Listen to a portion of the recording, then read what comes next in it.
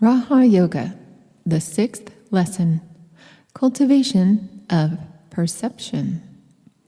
Man gains his knowledge of the outside world through his senses, and consequently, many of us are in the habit of thinking of these senses as if they did the sensing, instead of being merely carriers of the vibrations coming from the outside world, which are then presented to the mind for examination. We shall speak of this greater at length a little later on in this lesson. Just now we wish to impress upon you the fact that it is the mind that perceives, not the senses, and consequently a development of perception is really a development of the mind. The yogis put their students through a very arduous course of practice and exercises designed to develop their powers of perception. To many this would appear to be merely a development of the senses, which might appear odd in view of the fact that the yogis are constantly preaching the folly of being governed and ruled by the senses. But there is nothing paradoxical about all this, for the yogis, while preaching the folly of sense life and manifesting the teaching in their lives, nevertheless believe in any and all exercises calculated to sharpen the mind and develop it to a keen state and condition. They see a great difference between having sharpened perception on one hand and being a slave to the senses on the other. For instance, what would be thought of a man who objected to acquiring a keen eyesight for fear it would lead him away from higher things by reason of his becoming attached to the beautiful things he might see?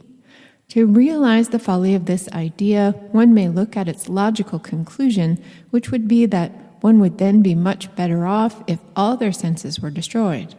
The absurdity, not to say wickedness, of such an idea will be apparent to everyone after a minute's consideration. The secret of the yogi theory and teachings regarding the development of mental powers lies in the word mastery. The yoga student accomplishes and attains this mastery in two ways.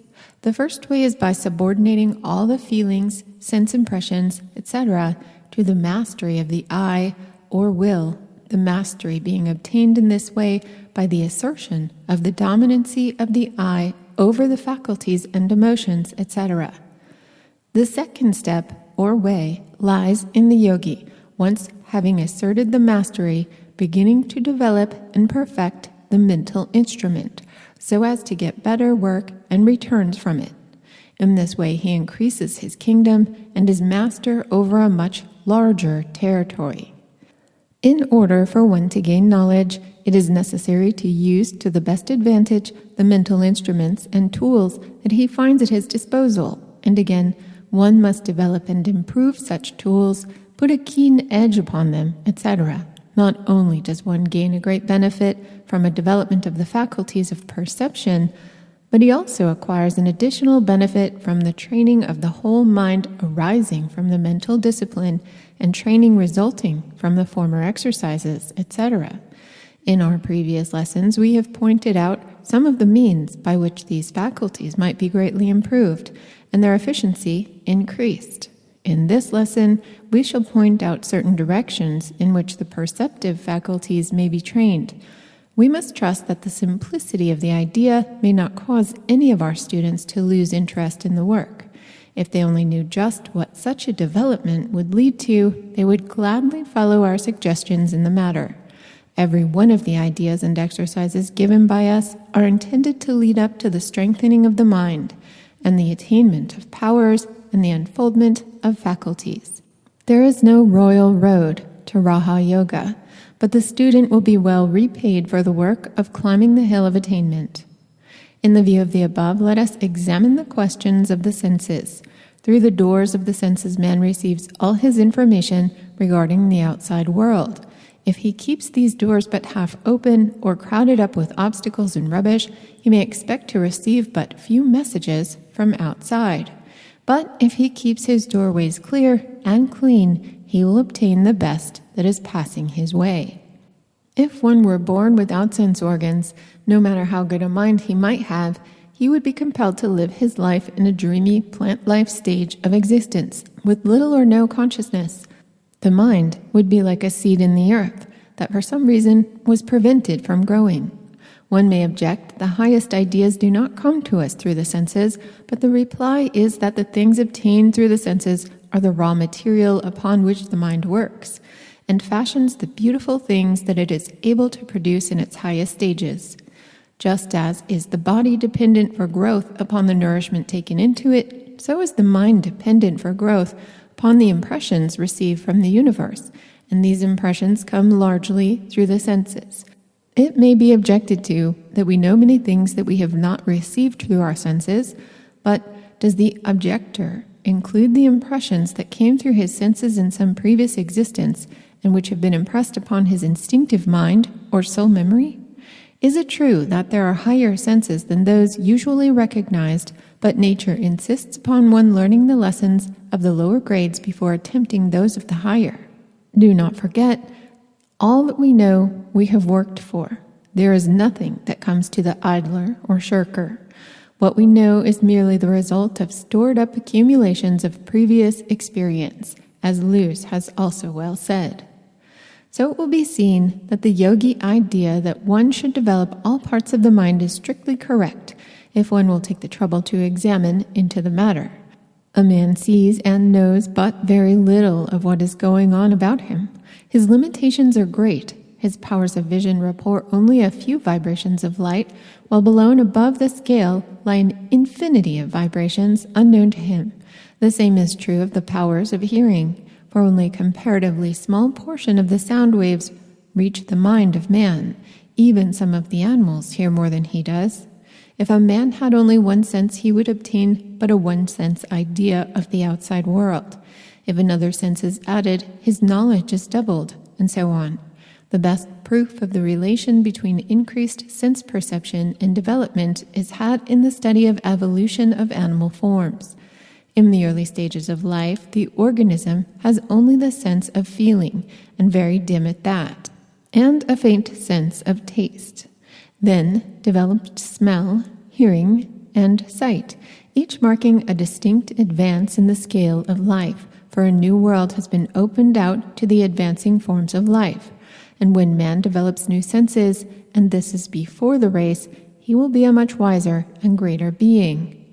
Carpenter, many years ago, voiced a thought that will be familiar to those who are acquainted with the yogi teachings regarding the unfoldment of new senses.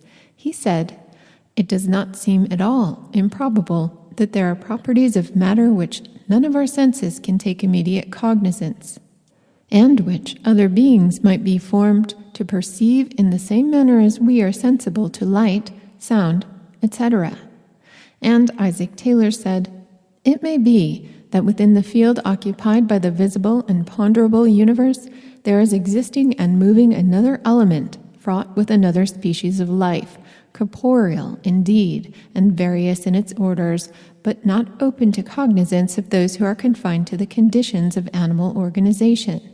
Is it to be thought that the eye of man is the measure of the Creator's power, and that he created nothing but that which he has exposed to our present senses? The contrary seems much more than barely possible. Ought we not to think it almost certain?" Another writer, Professor Masson, has said, "If a new sense or two were added to the present normal number in man, that which is now the phenomenal world for all of us might, for all that we know, burst into something amazingly different and wider in consequence of the additional revelations of these new senses.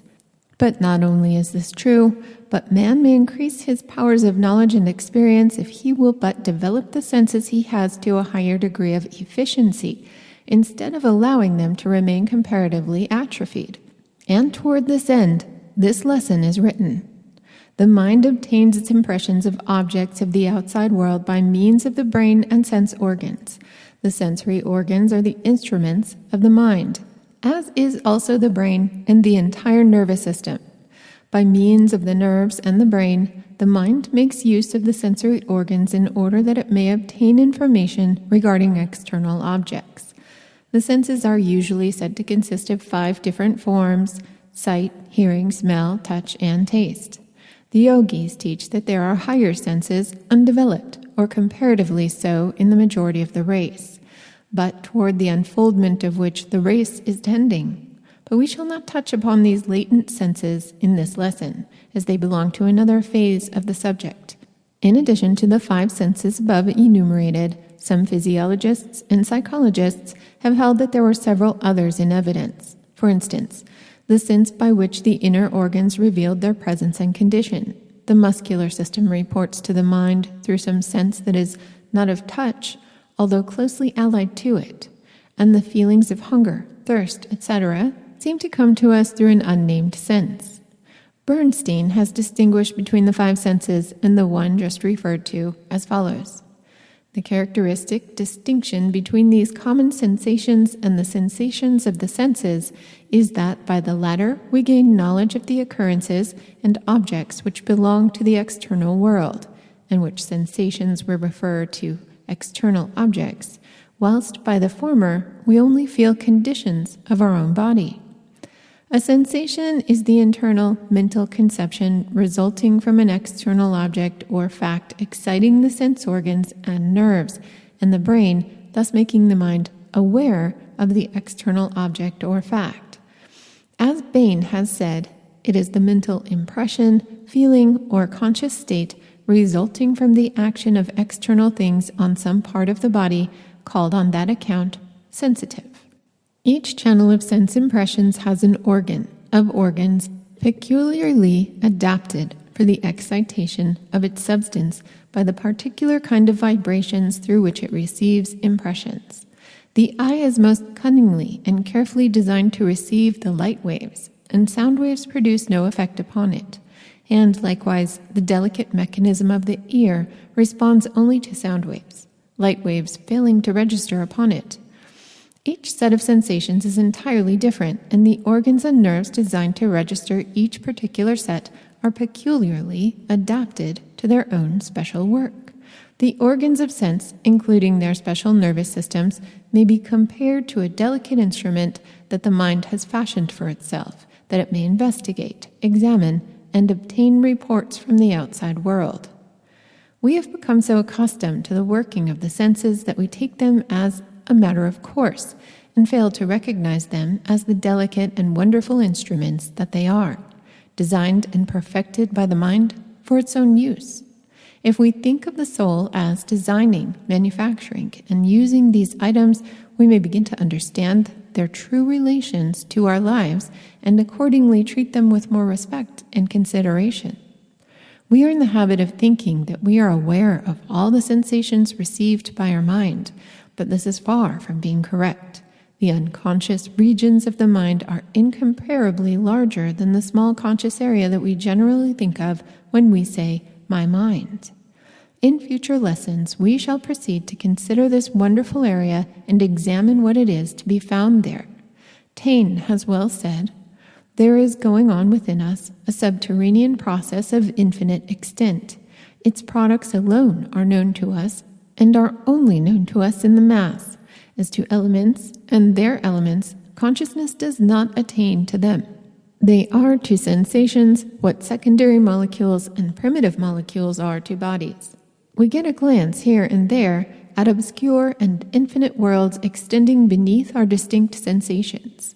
These are compounds and wholes. For their elements to be perceptible to consciousness, it is necessary for them to be added together, and so to acquire a certain bulk and to occupy a certain time, for if the group does not attain this bulk and does not last this time, we observe no changes in our state.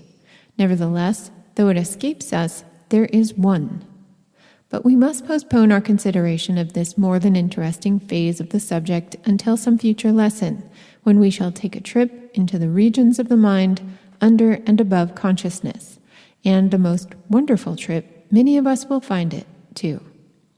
For the present, we must pay our attention to the channels by which the material for knowledge and thought enter our minds. For these sense impressions, coming to us from without, are indeed material upon which the mind works in order to manufacture the product called thought. This material we obtain through the channels of the senses and then store in that wonderful storehouse, the memory, from whence we bring out material from time to time, which we proceed to weave into the fabric of thought.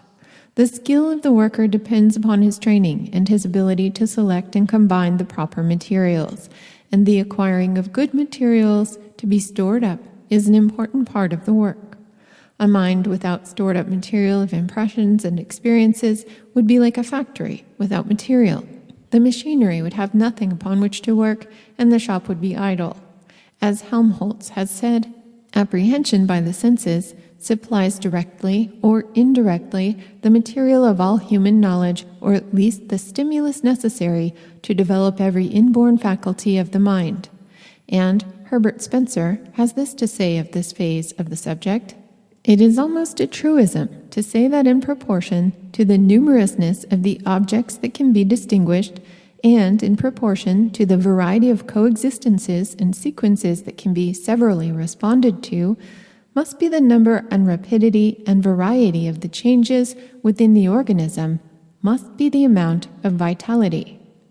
A little reflection upon this subject will show us that the greater degree of exercise and training given the senses, the greater degree of mental power and capability. As we store our mental storehouse with the materials to be manufactured into thought, so is the quality and quantity of the fabric produced. It therefore behooves us to awaken from our lazy condition of mind and to proceed to develop our organs of sense and their attendant mechanism, as by doing so we increase our capacity for thought and knowledge.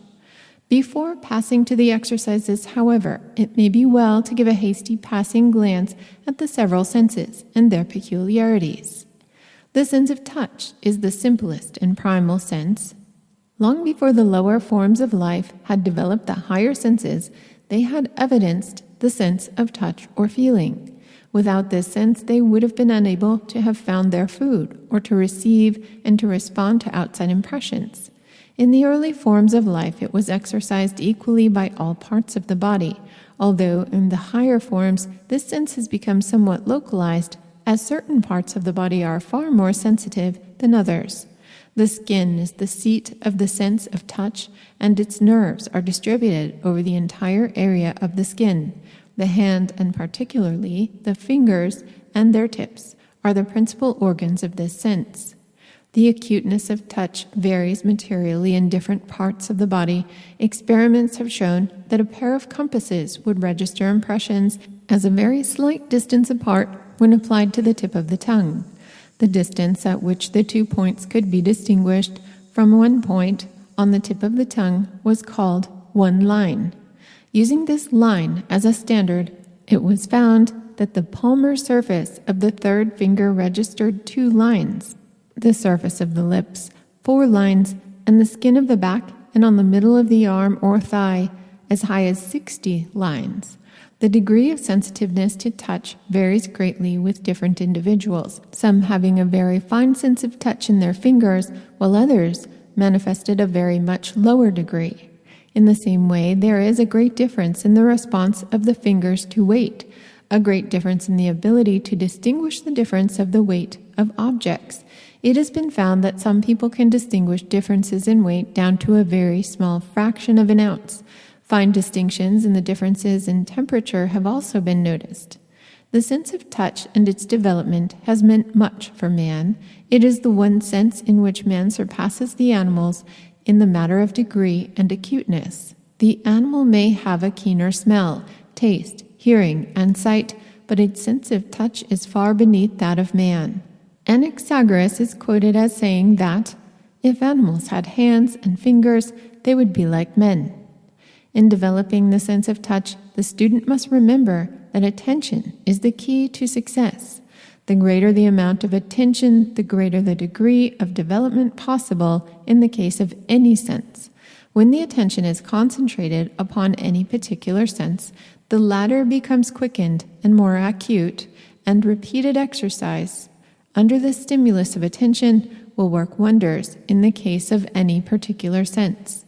And on the other hand, the sense of touch may be almost or completely inhibited by firmly fixing the attention upon something else.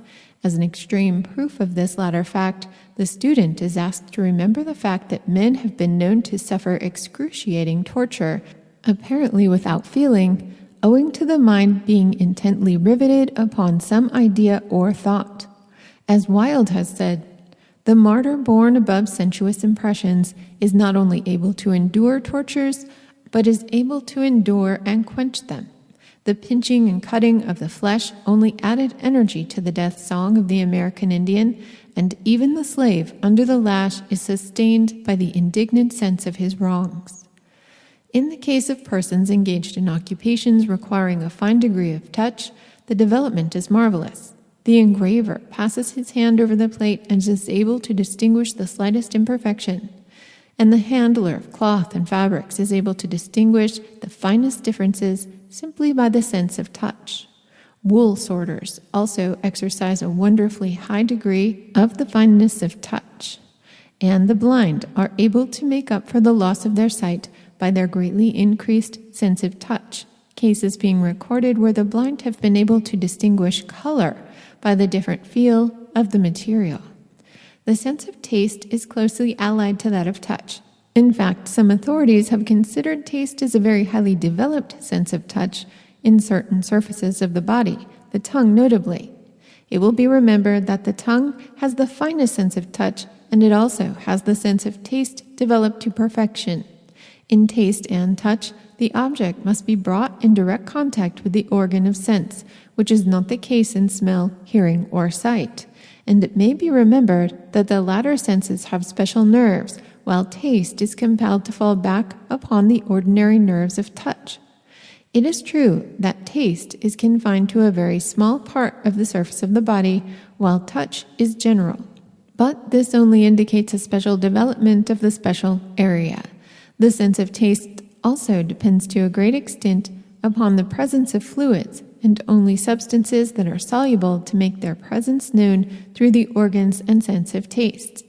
Physiologists report that the sense of taste in some persons is so acute that 1 part of strychnine in 1,000,000 parts of water has been distinguished. There are certain occupations, such as that of wine tasters, tea tasters, etc., the followers of which manifest a degree of fineness of taste almost incredible. The sense of smell is closely connected with the sense of taste and often acts in connection therewithin, as the tiny particles of the substance in the mouth arise to the organs of smell by means of the opening or means of communication situated in the back part of the mouth, besides which the nose usually detects the odor of substances before they enter the mouth. The sense of smell operates by reason of the tiny particles or the object being carried to the mucous membrane of the interior of the nose by means of the air. The membrane, being moist, seizes and holds these particles for a moment, and the fine nervous organism reports differences and qualities, and the mind is thus informed of the nature of the object. The sense of smell is very highly developed among animals, who are compelled to rely upon it to a considerable extent, and many occupations among men require the development of this sense. For instance, the tobacconist, the wine dealer, the perfumers, the chemist, etc. It is related that in the case of certain blind people, it has been observed that they could distinguish persons in this manner. The sense of hearing is a more complex one than in the case of taste, touch, and smell.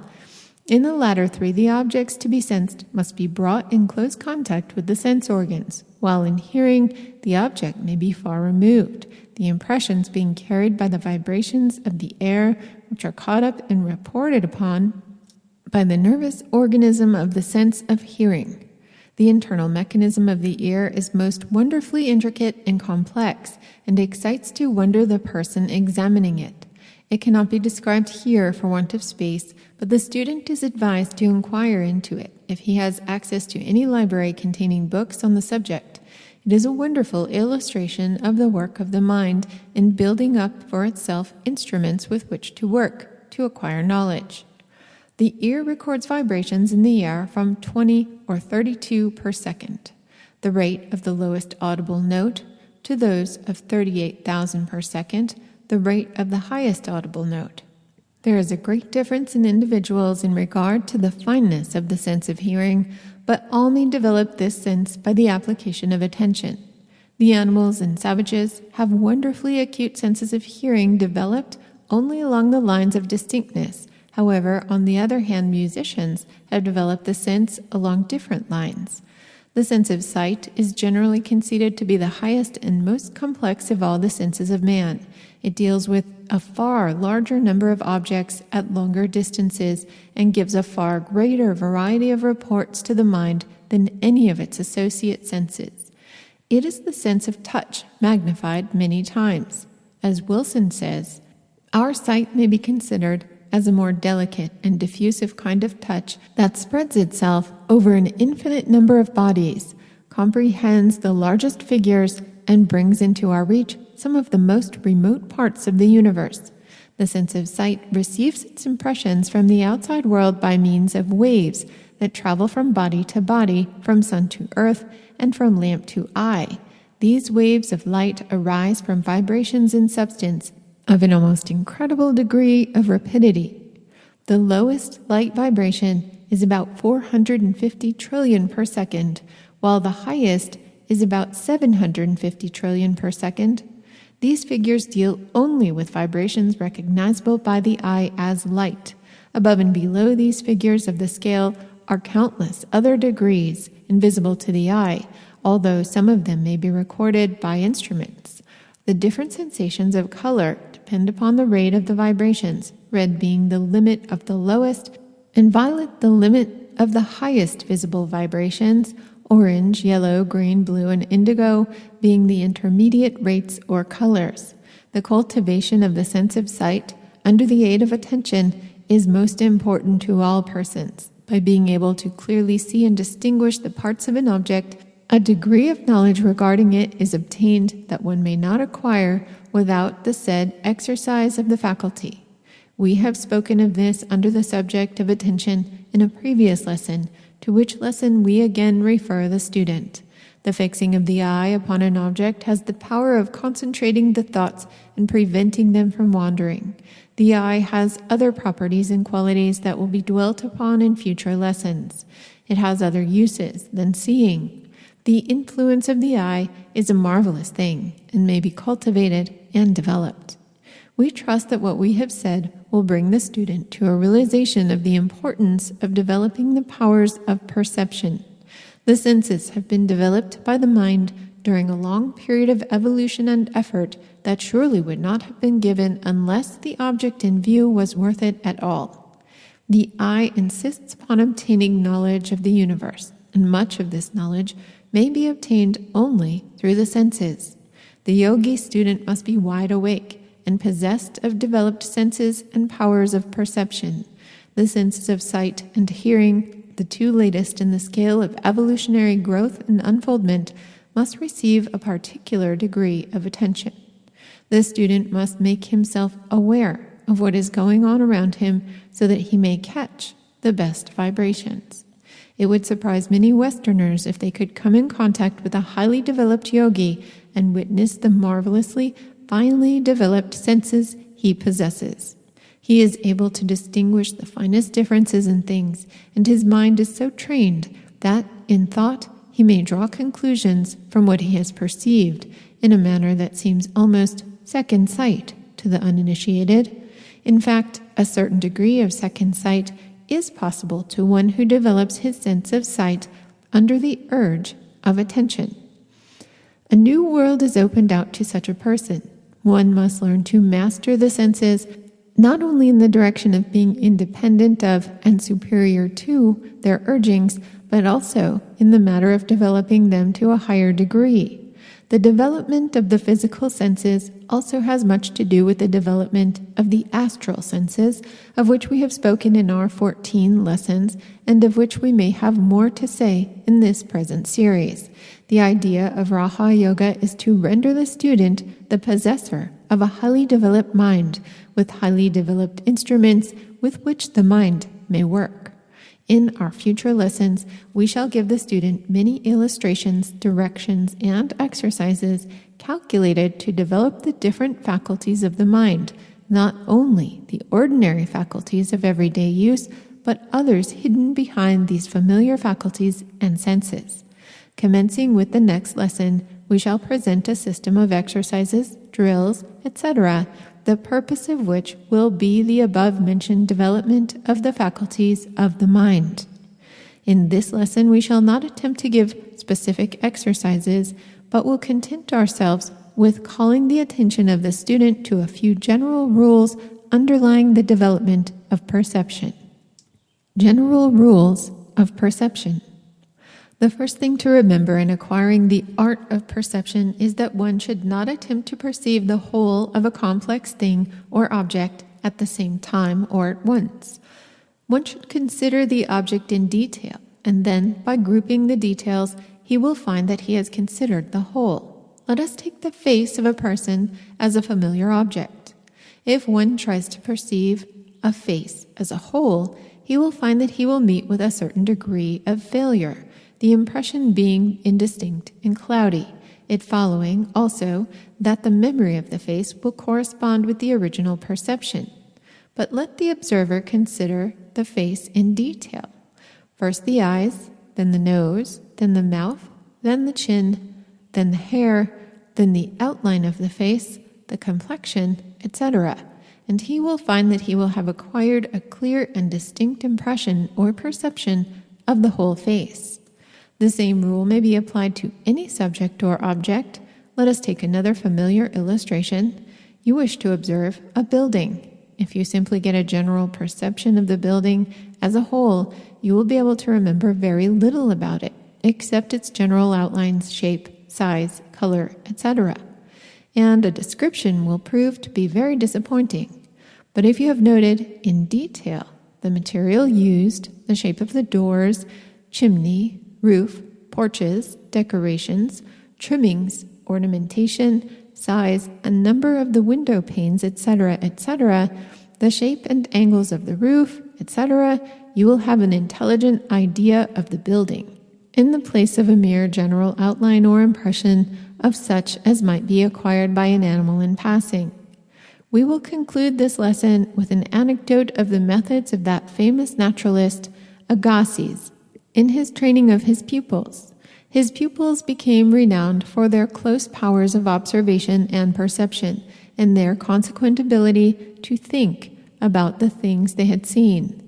Many of them rose to eminent positions and claimed that this was largely by reason of their careful training. The tale runs that a new student presented himself to Agassiz one day asking to be set to work. The naturalist took a fish from a jar in which it had been preserved, and laying it before the young student, bade him observe it carefully and be ready to report on what he had noticed about the fish. The student was then left alone with the fish. There was nothing especially interesting about that fish. It was like many other fishes that he had seen before. He noticed that it had fins and scales, and a mouth and eyes, yes, and a tail. In half an hour he felt certain that he had observed all about that fish that there was to be perceived. But the naturalist remained away.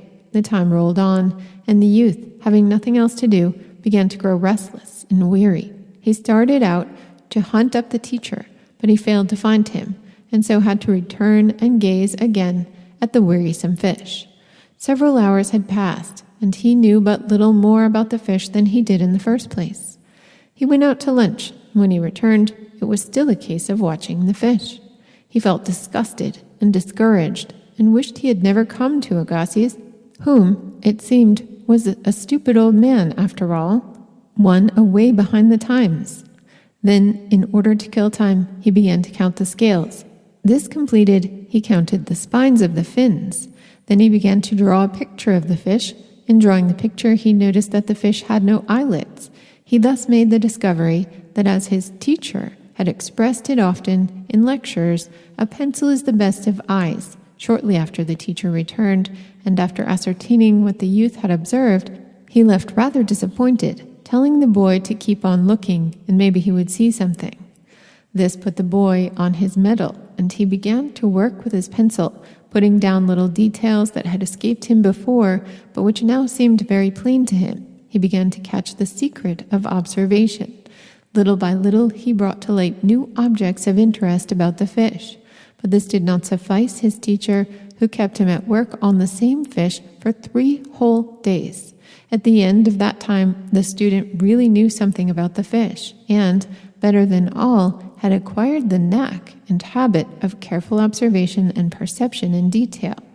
Years after the student then attained to eminence, is reported as saying, "That was the best zoological lesson I ever had, a lesson whose influence has extended to the details of every subsequent study, a legacy that the professor left to me, as he left to many others, of inestimable value, which we could not buy and with which we cannot part." Apart from the value to the student of the particular information obtained was the quickening of the perceptive faculties that enabled him to observe the more important points in a subject or object, and consequently to deduce important information from that which was observed. The mind is hungry for knowledge, and it has, by years of weary evolution and effort, built up a series of sense systems in order to yield it that knowledge, and it is still building. The men and women in the world who have arrived at the point of success have availed themselves of these wonderful channels of information, and by directing them under the guidance of will and attention, have attained wonderful results. These things are of importance, and we beg of our students not to pass by this portion of the subject as uninteresting. Cultivate a spirit of wide awakeness and perception, and the knowing that will come to you will surprise you. Not only do you develop the existing senses by such practice and use, but you help in the unfoldment of the latent powers and senses that are striving for unfoldment. By using and exercising the faculties that we have, we help to unfold those for the coming of which we have been dreaming. Mantram, affirmation. I am a soul possessed of channels of communication with the outer world. I will use these channels and thereby acquire the information and knowledge necessary for my mental development. I will exercise and develop my organs of sense, knowing that in so doing I shall cause to unfold the higher senses, of which they are but forerunners and symbols. I will be wide awake and open to the inflow of knowledge and information. The universe is my home. I will explore it.